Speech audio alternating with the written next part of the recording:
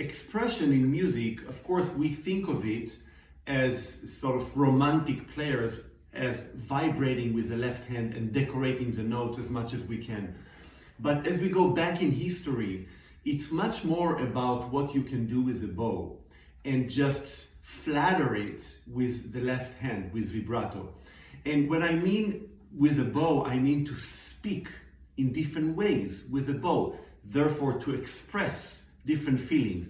So I see a lot of people when they play the prelude of the third suite choosing kind of the easy way, which means either all separate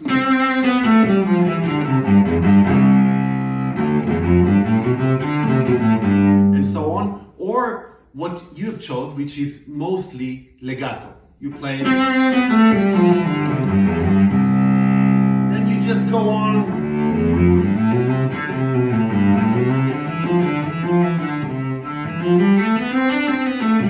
and so on and so on. It's all at least 4 notes in a bow. It's okay. You know why it's okay? Because we don't know. We just don't know. We don't have the original by Bach. We have his wife's copy, and we have other students and so on copies of it. We don't have the original. We have the original of the violin sonatas and partitas. We have original of other pieces of Bach. We have players who play violin, cembalo, other instruments that play original bowings of Bach on their instruments with their pieces. So we can sort of grab the mindset of the ideas. And the ideas are normally a lot of variety. Yeah, so I just want to introduce to you 5 options. And I'm not saying you should use them. I call it the Bach baby language. Why baby language? Because, you know, if you have a baby, usually at age, I don't know, 1, they usually have sort of the 5 most important words, like daddy, mommy, food, and so on. So what are the basic 5 bowings we can use in Bach? We simplify it a lot, yeah, and I'm really generalizing, but let's take 4 notes and let's try to do 4 separate. So if I play, let's say just first option would be to play those 4 notes separately. It's like mommy. Daddy would be 2 and 2. Okay?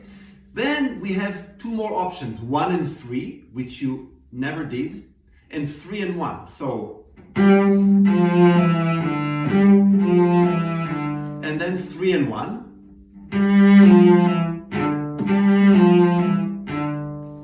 Yeah?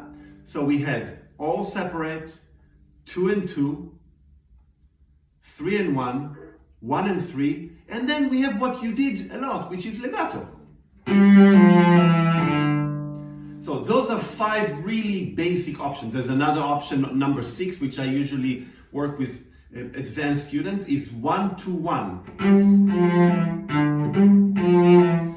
Now, I'm not saying that you should use all of them, but you should master them because there are different words in the language of articulation in Baroque. So what I ask my students to do is to take each word of this language, of those 5 options, and to simplify it into a 1 octave scale. So if we take the first word of our Baby Bach language, it will be all separate.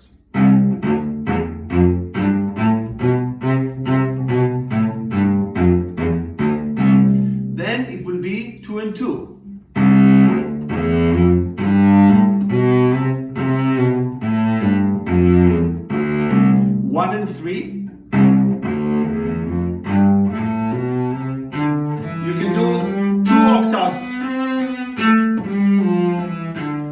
Master the movement. Then you have 3 and 1.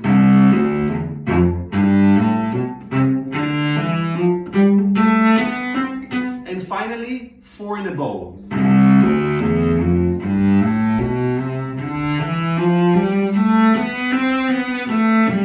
Now, once you master it, you can do a bowing jam session. You know what's a jam session? Like when jazz people are improvising on certain themes or harmonic progression.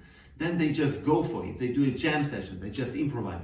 So if you do a jam sessions of bowing with the prelude of the third suite, trying to involve all 5, you will start experimenting with expression in the bow rather than just saying one word. So it could look like this.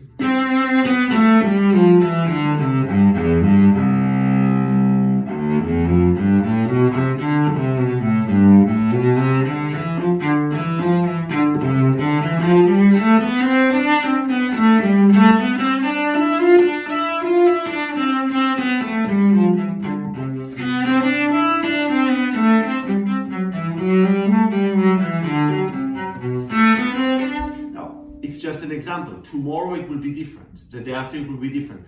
But I'm starting to express my story through my bowings. When you played it, you played with one option, which was option number 5 in my sort of Baby Bach language. It was all legato. Now, as I said in the beginning, all is good and okay because we don't really know. However, I think as a cellist, you should master all the options. So now, when you are much better as a cellist, it's much more in tune, it's more stable, let's work on those 5 options.